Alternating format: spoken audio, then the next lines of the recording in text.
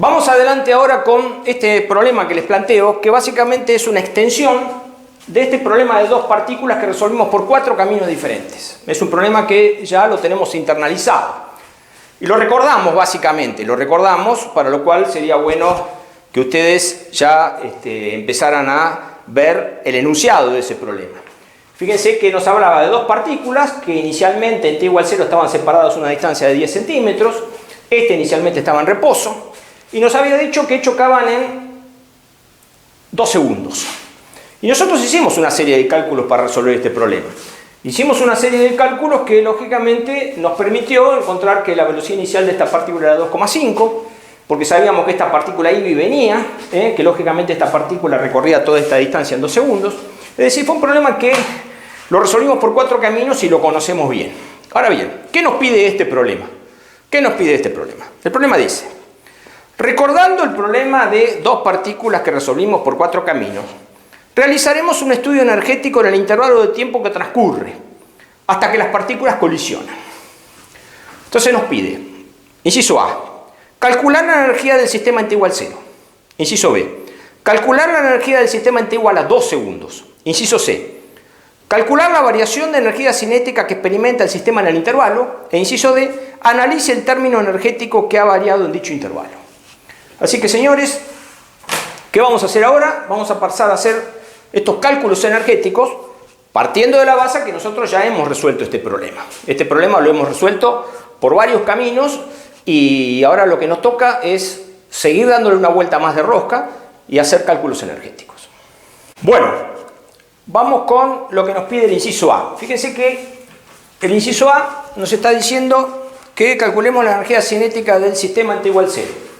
La energía cinética del sistema en t igual 0, que lógicamente volvemos a la formulación de sumar energías. Y fíjense que me da, es 1/2 de 4 por la velocidad de la partícula 4 en t igual 0, que era 0, más 1/2 de 8 por la velocidad de la partícula 8 en t igual 0, que habíamos calculado, que daba 2,5. Por lo tanto, si hacemos esta cuentita nos da 25 joules. 25 joules tenemos en t igual 0. Entonces nosotros ya tenemos que ir pensando que esos 25 joules en t igual 0 hay dos partes. Una que representa el centro de masa, que se mueve a velocidad constante, y la otra parte que es la energía relativa de las partículas respecto al centro de masa. Y lo que es intercambiable es la energía relativa de la partícula respecto al centro de masas. Así que no es que podamos andar jugando con esos 25 joules. Ahora bien, en el inciso B nos pide precisamente cuánto vale la energía cinética del sistema en 2.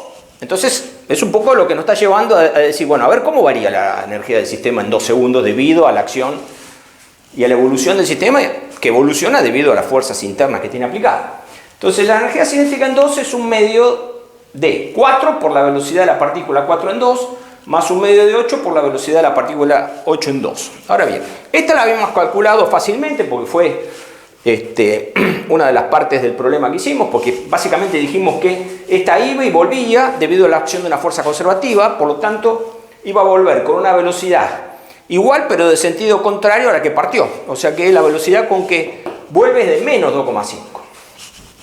Y esta es muy fácil de calcular porque fíjense que la aceleración de la partícula 4 es 5, que ya lo habíamos hecho, dicho sea de paso, y la velocidad de la partícula 4 en 2 segundos sometida a esa aceleración y partiendo del reposo, esa aceleración por tiempo me da 10. O sea, 5 por 2 me da 10 metros sobre segundo la velocidad de la partícula 4. Por lo tanto, tengo que hacer 1/2 de 4 por 10 al cuadrado, que es 100, más 1/2 de 8 por 2,5 al cuadrado. Si hacemos las cuentas, tenemos 225 joules. Así que acá ya vemos claramente que aumentó muchísimo la energía del sistema. Y ese aumento se debe a que lógicamente tiene que haber variado mucho la velocidad relativa de las partículas entre t igual 0 y t igual 2. Entonces ya podemos ir al inciso C, que nos pide calcular la variación de la energía del sistema, que es 225 menos 200 me da 200 joules. O sea que tengo de alguna manera que pensar de la siguiente forma: estos 200 joules tienen que estar de alguna forma u otra metidos en lo que es la velocidad relativa de las partículas. O sea, estos 200 joules, este delta EK del sistema, tiene que ser delta EK asterisco, no puede ser de otra manera. Porque delta EK del centro de masas, delta EK del centro de masas para este sistema es 0. ¿Por qué? Porque el centro de masa se mueve a velocidad constante. Si estaba en reposo, sigue en reposo. Y si se mueve a velocidad constante porque el sistema está aislado. Y en este problema ya habíamos visto que lógicamente el centro de masa se mueve. ¿Por qué? Porque esta partícula no tiene velocidad inicial, pero esta sí tiene, y ya vemos que acá hay una cantidad de movimiento del sistema inicial. Por lo tanto, el centro de masa se está moviendo. Así que vamos al inciso D, a poner en caja todo esto, a ver si podemos cerrar todo esto dándole una vuelta con las formulaciones que tenemos y terminemos el análisis ya de este problema, que lógicamente lo hemos resuelto por 4 métodos y ahora lo que estamos haciendo es un balance energético. Bueno, finalicemos con esto. Hagamos el balance energético que nos está pidiendo el inciso D. Es decir, calculemos cuánto vale delta de K asterisco. Porque delta de K asterisco tiene que ser igual a delta de K que me había dado 200 joules. Para lo cual lo que voy a hacer es calcular EK asterisco en 0 y EK asterisco en 2. Y para calcular EK asterisco en 0 y EK asterisco en 2 voy a utilizar la formulación que ya hemos visto, en donde EK asterisco es función de la velocidad relativa de las partículas. Y se comporta como una masa mu, toda concentrada, digamos, en un punto que se mueve con esta velocidad relativa. Entonces, fíjense, tenemos un medio de 4 por 8 dividido 4 más 8 y la velocidad relativa inicial de las partículas, recuerden que esta no se movía, esta habíamos calculado que era 2,5, así que es B4 menos B8 me da básicamente menos 2,5 elevado al cuadrado. Si hacemos esta cuentita me da 8,33 joules.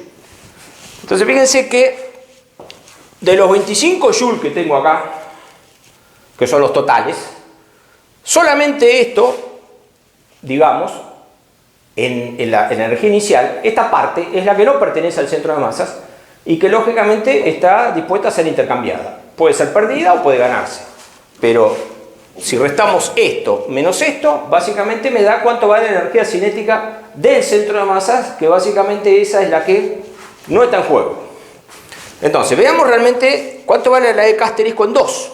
La EK asterisco en 2 es un medio de 4 por 8 dividido 4 más 8, que es la masa reducida por la velocidad relativa de las partículas en 2 segundos.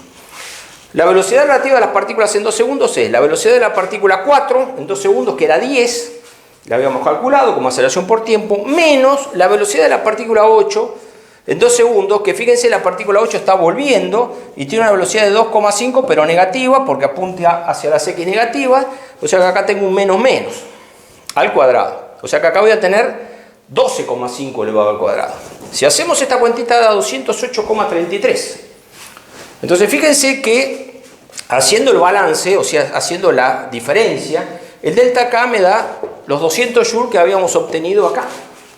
Por lo tanto, verificamos que lógicamente, hagamos como hagamos los cálculos, las variaciones energéticas en sistemas aislados están dados únicamente por la variación energética que puede experimentar la relativa al centro de masa, sean dos partículas o sean muchas partículas.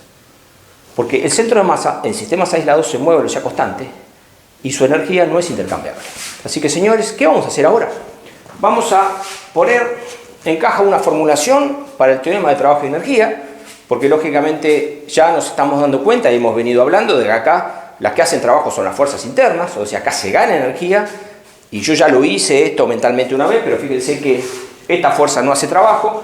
La que hace trabajo es esta, que es 20 por 10 metros, que da 200 joules, que son los que estoy ganando. Entonces, lógicamente, nuestro teorema de trabajo y energía para un sistema de partículas ya no depende únicamente de las fuerzas externas, sino también de las fuerzas internas. Así que vamos a poner en caja esto de una forma un poco más teórica y después, lógicamente, vamos a seguir adelante haciendo más problemas y avanzando más en nuestro estudio del sistema de partículas.